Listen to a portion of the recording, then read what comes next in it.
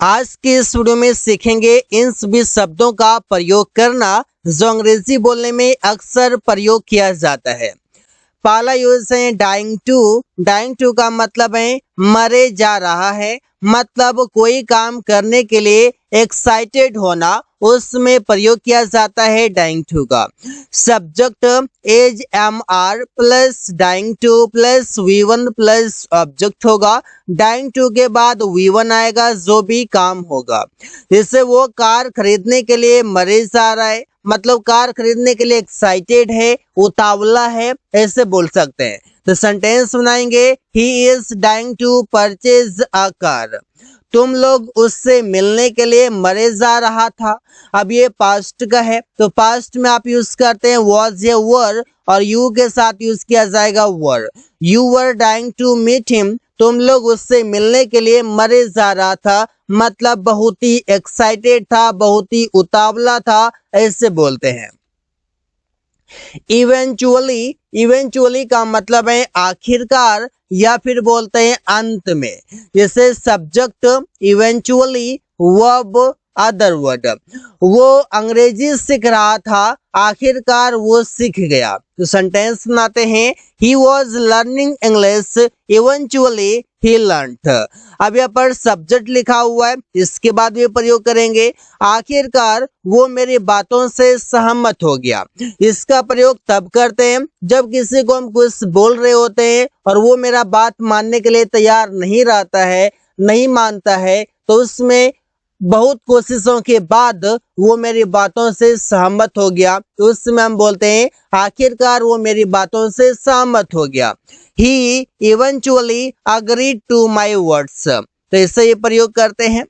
अगला शब्द है गेट यूज टू। इसका मतलब है आदी हो रहा है। प्रेजेंट टाइम में प्रयोग करते हैं कि कोई भी काम करने का आदी हो रहा है। जैसे बच्चे गेम खेलने का आदी हो रहे हैं, तुम लोग मोबाइल चलाने का आदी हो रहे हो, तो कोई भी चीजों का आदी होना, मतलब गेट यूज टू का प्रयोग करेंगे। Subject as am are plus getting used to plus V4 plus object. अब यहाँ पर यूज टू के बाद जो वर्ब आने वाला है वो V4 में आएगा। वे लोग धूम्रपान करने का आदी हो रहे हैं। They are getting used to smoking. Smoking का मतलब हो गया धूम्रपान करना। तुम शराब पीने का आदी हो रहे हो। You are getting used to drinking wine. You are getting used to drinking wine. तुम शराब पीने का आदी हो रहे हो। तो कोई भी चीजों को, कोई भी काम करने का आदी हो रहा होना, मतलब प्रयोग करेंगे। Bound to. इसका मतलब है कोई भी काम करने का बाध्य है। अब यहाँ पर बाध्य के लिए प्रयोग करते हैं। जैसे subject as am are plus bound to V1 plus object. हम लोग नियमों को पालन करने के लिए बाध्य हैं, तो we are bound to abide the rules. Ravi वहां रुकने के लिए बाध्य है। Ravi is bound to stay there. यहाँ पर बाध्य है किसी भी काम को करने से, वहां पर बाउंड टू का प्रयोग कर सकते हैं। या फिर आप कह सकते हैं बाउंड टू का दूसरा मीनिंग है कि कोई भी काम करना निश्चित है। इस तरीके से हम प्रयोग करते हैं, लेकिन फिलहाल आप समझिए बाध्य है के लिए। As if. इसका मतलब है मानो। अब इसका हम प्रयोग करते हैं कंजंक्शन के रूप में। जैसे सेंटेंस प्रयोग होगा, इसके बाद एज इफ, और उसके बाद जैसा भी सेंटेंस होगा वैसा लिख दिया जाएगा। जैसे वो ऐसे अंग्रेजी बोलता है मानो अंग्रेज हो। He speaks English as if he were an Englishman. Priya ऐसे गाना गाती है मानो सिंगर हो। Priya sings a song as if she were a singer. She were a singer, मानो वो सिंगर हो। यहाँ पर देखिए सिंगर हो तो यहाँ पर प्रेजेंट में होना चाहिए, वर यूज किया हुआ है, जबकि ये सिंगुलर है। तो गाइज ये सेंटेंस काल्पनिक सेंटेंस है, ये सेंटेंस रियल में नहीं है। तो जब रियल में कोई काम नहीं हो रहा है, काल्पनिक है, तो वहां पर सिंगुलर हो या प्लुरल हो, सभी के साथ वर यूज करते हैं। Supposed to. इसका प्रयोग करते हैं कोई भी काम करने की उम्मीद की जाती है, उम्मीद के लिए। जैसे subject as am are plus supposed to plus V1 plus other word या ऑब्जेक्ट। उससे अंग्रेजी बोलने की उम्मीद की जाती है। He is supposed to speak English. Ravi को पत्र लिखने की उम्मीद की जाती है। Ravi is supposed to write a letter. तो कोई भी काम करने की उम्मीद की जाती है, वहां पर प्रयोग कर सकते हैं। अगला शब्द है हाउ टू। हाउ टू का मतलब है कैसे करें कोई भी काम। WH फैमिली का एक वर्ड है हाउ। इसके अलावा आप और भी शब्द यूज कर सकते हैं, व्हाट, व्हेन, वेयर, ये सब यूज कर सकते हैं। टू इसके बाद V1 और क्वेश्चन मार्क। अंग्रेजी बोलना कैसे सीखें। कोई बोलता है अंग्रेजी बोलना कैसे सीखें, तो इंग्लिश में बनाएंगे how to learn to speak English. उससे कैसे मिले, हाउ टू मीट हिम। वहां कैसे जाएं, हाउ टू गो देयर। किताब कैसे पढ़े, how to read the book. तो ऐसे सेंटेंसेस बनाए जाते हैं। अगला शब्द है वर टू। वर टू का मतलब है कोई भी काम करने वाला था पास्ट में।